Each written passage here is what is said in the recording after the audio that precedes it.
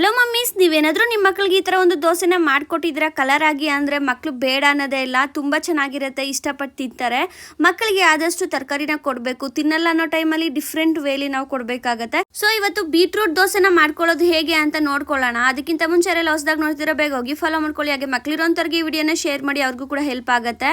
ಹಾಗೆ ನೋಡಿ, ಇವಾಗ ಒಂದು ಬೀಟ್ರೂಟ್ನ ತಗೊಂಡು ಚೆನ್ನಾಗಿ ತೊಳೆದು ಅದ್ರ ಮೇಲೆ ಇರೋಂಥ ಸಿಪ್ಪೆನ ತೆಗೆದು ಸಣ್ಣ ಸಣ್ಣದಾಗಿ ಪೀಸ್ ಮಾಡಿ ಅದನ್ನು ಮಿಕ್ಸಿಗೆ ಹಾಕಿ ಈ ಥರ ರುಬ್ಕೊಂಡಿದ್ದೀನಿ. ಇವಾಗ ಅದರಿಂದ ಬರುವಂತ ರಸನ ಸಪ್ರೇಟ್ ಮಾಡಬೇಕು. ಸಪ್ರೇಟ್ ಮಾಡಿ ಆದ್ಮೇಲೆ ಇವಾಗ ನಾವು ಬೀಟ್ರೂಟ್ ರಸ ಏನಿರುತ್ತೆ ಅದಕ್ಕೆ ಒಂದು ಸ್ವಲ್ಪ ಉಪ್ಪನ್ನ ಸೇರಿಸ್ಕೋಬೇಕು. ಟೇಸ್ಟ್ಗೆ ಉಪ್ಪು ಹಾಕಲ್ಲ ಅನ್ನೋರು ಸ್ಕಿಪ್ ಮಾಡ್ಕೋಬಹುದು, ಹಂಗೇನು ಮಾಡ್ಕೊಡ್ಬೋದು. ಇವಾಗ ನಾವು ಎಷ್ಟು ರಸ ತೆಗೆದಿಟ್ಕೊಂಡಿರ್ತೀವಿ ಅಂದ್ರೆ ನಿಮ್ಮ ಪಾಪುಗೆ ಎಷ್ಟು ದೋಸೆ ತಿಂತಾರೆ ಅಂತ ಸ್ವಲ್ಪ ಆದಷ್ಟು ರಸ ಗಟ್ಟಿಯಾಗಿರೋ ತರನೇ ಮಾಡ್ಕೊಳ್ಳಿ. ಜಾಸ್ತಿ ನೀರ್ನ ಮಿಕ್ಸ್ ಮಾಡಕ್ ಹೋಗ್ಬೇಡಿ. ಈಗ ಅದಕ್ಕೆ ಎಷ್ಟು ಬೇಕೋ ಅಷ್ಟು ಗೋಧಿ ಹಿಟ್ಟನ್ನ ಹಾಕೊಂಡು ಚೆನ್ನಾಗಿ ಮಿಕ್ಸ್ ಮಾಡ್ಕೋಬೇಕು. ನಾರ್ಮಲ್ ಆಗಿ ನಾವು ದೋಸೆ ಹಸಿಟ್ಟು ಯಾವ ತರ ಕಲ್ಸ್ಕೋತೀವಿ ಗಟ್ಟಿಯಾಗಿ ಸ್ವಲ್ಪ ಆ ತರ ಕಲ್ಸ್ಕೋಬೇಕಾಗತ್ತೆ. ದೋಸೆ ಕಲರ್ಫುಲ್ ಆಗಿರೋದ್ರಿಂದ ಮಕ್ಳಿಗೂ ಸಖತ್ ಇಂಟ್ರೆಸ್ಟಿಂಗ್ ಅನ್ಸುತ್ತೆ ತಿನ್ನೋದಕ್ಕೆ, ಮತ್ತೆ ಟೇಸ್ಟ್ ಚೆನ್ನಾಗಿರುತ್ತೆ.